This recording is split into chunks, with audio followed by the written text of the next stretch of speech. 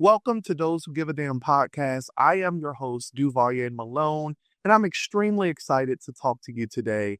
We're going to be talking about protecting the ballot and the SAVE Act and the future of voting rights in America. And one of the things I want to do is to jump right in. I want to educate people on what the SAVE Act is. So can we start with the basis for those who may not be familiar with it, and why is it so important to us to pay attention to? Absolutely. Well, first and foremost, Dr. Malone, thank you for having me. Can I call you Duvalier or should I call you Dr. Malone? Duvalier is totally fine. All right. Thank you so much for having me. It's really a pleasure to be here. And for those who may not know, When We All Vote is an organization initiative that is focused on closing the race and age voting gap, increasing participation in each and every election, and changing culture around voting as we do it. And one of the ways since our founding, we were founded in 2018 as a nonpartisan initiative and organization by the Michelle Obama, our forever First Lady. But one of the ways that we do that is by addressing voter suppression, which we know is so prevalent in this country. And unfortunately, when I think of the SAVE Act, I think about voter suppression. And that's exactly what it is. So the SAVE Act wouldn't save anything. Essentially, it will make it harder for millions of people around the country to vote by requiring proof of citizenship in order to register to vote. So if you think about, do you have your passport handy? Do you have a passport? Do you have a birth certificate or know where it is? Does it match your name that you live and experience the world with in this current moment? Because if you didn't have those pieces of information and those pieces of documentation, you would not be able to register to vote. The other thing that the SAVE Act would do would essentially eliminate automatic voter registration, which means in some states, when you turn 18, you just get registered to vote. And it would also nearly eliminate online voter registration, which many people utilize for ease of access and in terms of getting registered to vote. So for people living in rural America, that would mean driving to register to vote. All of these are barriers that we just don't need when it comes to the process of making our voices heard. Absolutely. And when we think about the, access of the ballot box, it is so important. Making voting easy, more accessible is also very important. What would you say right now, today, June 2025, what is the most threat that you see to access to the voting booth right now in America? Well, right now, I think that the biggest threat to voting is some of the misconceptions that we see around the country. And unfortunately, it has a little bit of a snowball effect in terms of what that means in terms of access. And what I mean by that is that at the core, the kind of theory of the case for those who are trying to advance the SAVE Act forward, or that are trying to advance similar versions of legislation at in state houses across the country, is this fallacy, or essentially this lie, that there's widespread voter fraud happening across the country. The fact of the matter is there are 90 million people who didn't vote last year, and there's a lot of reasons for that. We can talk about some of the other reasons, but one of the reasons is that we have seen, particularly after the 2013 Shelby v. Holder case, additional barriers to being able to make your voice heard and vote. We've seen fewer polling locations. Many polling locations are closed. And after widespread push towards more early voting or more mail-in voting in 2020 during the pandemic, we saw a lot of pulling back of that in 2024. And unfortunately, due to other reasons as well, but that had the result and the consequence of fewer people voting. So the fact of the matter is we need to make it easier to vote, not harder. And the other fact is that citizens vote in our elections. There's no evidence that there is this widespread voter fraud that people say. So I think this kind of misinformation and this prodding is really a quiet, not so quiet, a insidious way of trying to pull and claw back people's rights. And I think when I talk to my friends and my family, my cousins about it, it's about because they know how powerful we are and they know how powerful our voices are. And so that is really what is just so dangerous. Absolutely. And, Beth, when we think about When We All Vote, has done a powerful job mobilizing voters across the country. As you talked about, our forever First Lady Michelle Obama was leading this initiative. And so When We All Vote is no stranger to all of us who vote, right? But what are we doing? What are you all doing? And what should we do as a community leading up to the 2026 midterms to help with voter turnout? Because we just talked about there was not a lot of voter turnout, a big number of votes that wasn't cast in the presidential election just in 2024. So what are you all doing and what should we do as a community to mobilize and make voting easy for individuals who want to get out and vote? Yeah. Well, I mean, first and foremost, you said it and we've talked about it, but the important thing is 2024, 90 million people didn't vote. That's more people that didn't vote than that voted for either of the two presidential candidates. So like, let that sink in. More people didn't vote than voted for either of the two presidential candidates. And so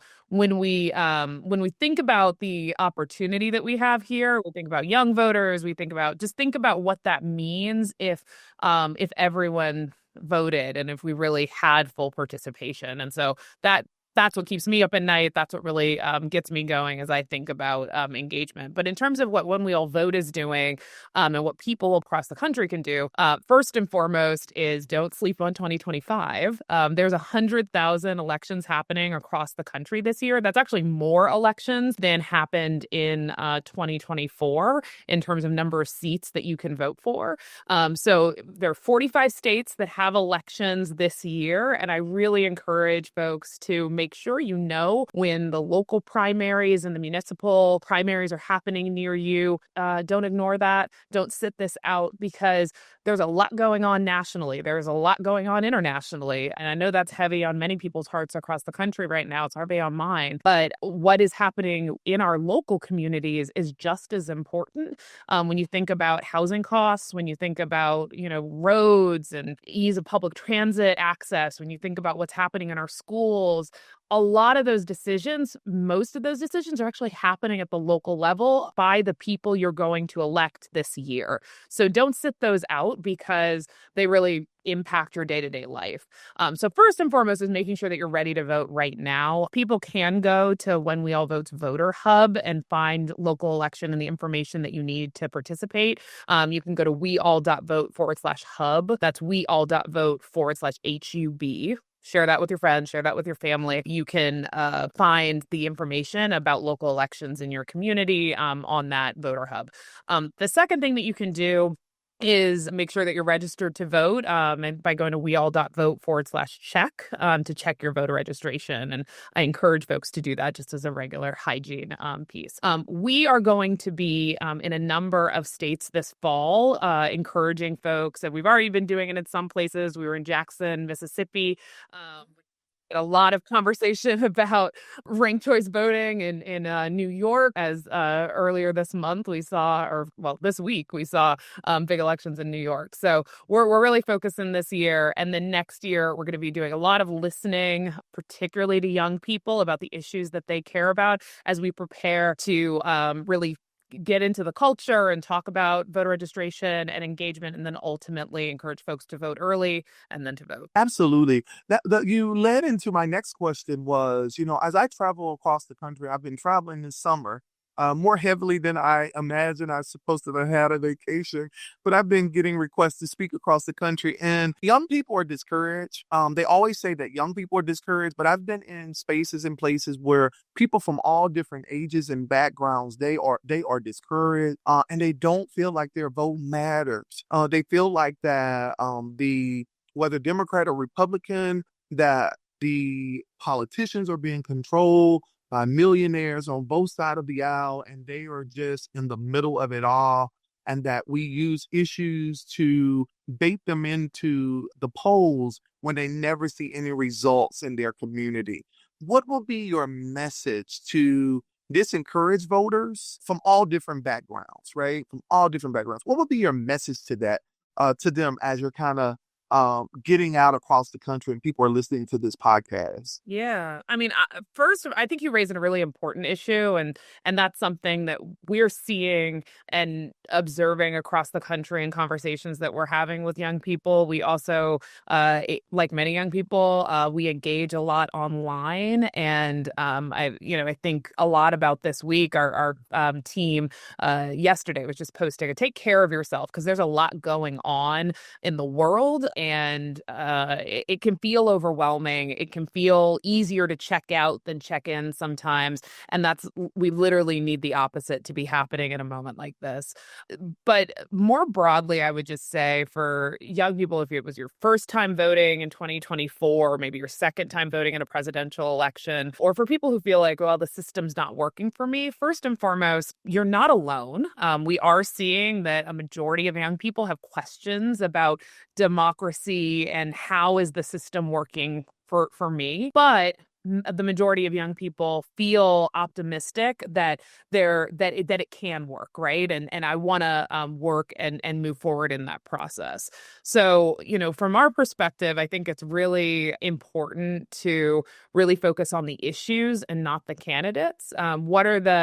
If I think about last year, there was this large fallacy that young people were checked out or disengaged, and that's actually exactly not what was happening. A lot of people were very engaged, felt very passionate about the issues, but might not have seeing that or hearing that more broadly. And so really focusing on those issues that you care about and engaging there. The other thing is to understand that democracy and civics in this country is a work in progress, and it is not going to be immediate, right? It's not the way I think about our work is it cannot be transactional. It is not and we're nonpartisan, right? So I'm not saying come vote for me. I am saying vote for what inspires you, vote in your best interest. But right now, even that is feeling somewhat transactional for some people because it's like, well, I'm not seeing the immediate return. So what we need to do is be opening up more dialogue and conversation, and let's follow it through the process, right? So if you care about voted to lower your housing costs, there might need to be some level of follow-up about with those local leaders and say, hey, I had this understanding. I'd like to continue to be in dialogue. So are you engaging with local community organizations? Are you engaging, calling those leaders in the moments that you need to? But it's really focusing on the issues that you care about and continuing to understand that it is going to be a work in progress, but being a part of the process is much better than being on the outside. So that's what I would say. And, the other piece is that I do think the conversations, Duvalier, that you're having, that we're having with people is exactly what we need to be having, because I think when we ask the question and ask, well, why do you feel like you want to sit this one out? Or why are you feeling discouraged? Well, let me invite you back into the process as we're having this conversation. It's really an opportunity. And so that's something that we're really thinking about. And maybe I'll see you on the road and we can dialogue with folks. So no spoilers, but we'll talk. Absolutely, absolutely. And Beth, we like to end the podcast with a complete the sentence for each guest.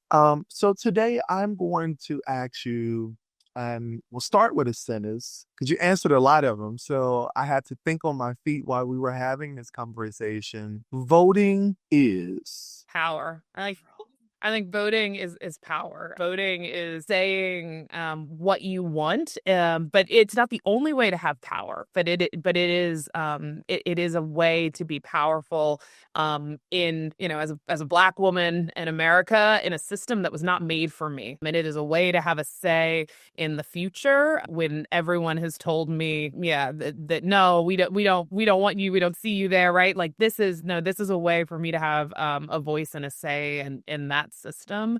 And I think it's also a power that is fought for and bled for. And I think a lot about the people who came before me. I think about Fannie Lou Hamer, who was beaten nearly within an inch of her life as she fought for the right to vote. And so it's power. And we need to get to a place where everyone is feeling powerful and that sense of power and joy coming out of the voting booth. And that's what gets me energized. I think we have work to do, but that voting is power. absolutely. I'm a native son of Mississippi, and we are celebrating Mega's birthday, Mega Evers, and he has been on my mind and heart the last couple of days. And a lot of people ask me, why are you so engaged? Why are you still, out there and talking to people? And I said, I think about Mega Evers, who died in the parking lot of his home, fighting for the right to vote in my home state of Mississippi. And I have a more obligation to be engaged in my community because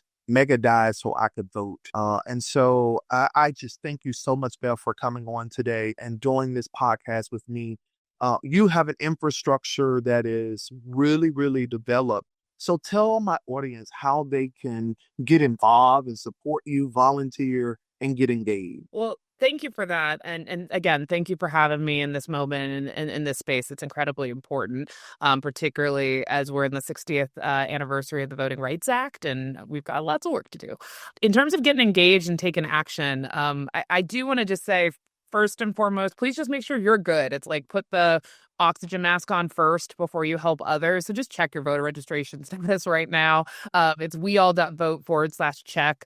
Many folks who are listening are in states that are doing active voter purges. And so it's just good to double check.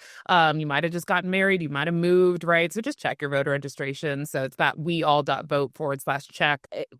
You can also go on our website, whenweallvote.org, and hit the join link, and you'll find more information about how to join us around any actions or opportunities that we may have. But if I am to say, if you're thinking about how to get active and what to do this fall ahead of the local elections in November, we will have National Voter Registration Day on September 16th.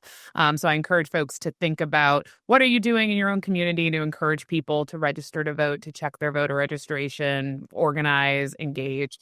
That's a great moment to do it. And then the last thing I will just say is around the SAVE Act, which we talked about. Right now, it passed the House of Representatives, but it's sitting in the Senate. It's sitting in the Senate because tens of thousands of people across the country called and told their senators, do not move this forward. And if you want to join those folks, please take a moment and call your senator. You can go to weall.vote/call. That's weall.vote/call to call your senator and tell them to vote no on the SAVE Act. Awesome. Thank you so much, Beth, for joining us. And we look forward to this collaboration and partnership moving forward. Love the work that you're doing, and it's important for us to stay engaged on this particular topic. Thank you so much again for joining us. Thank you so much.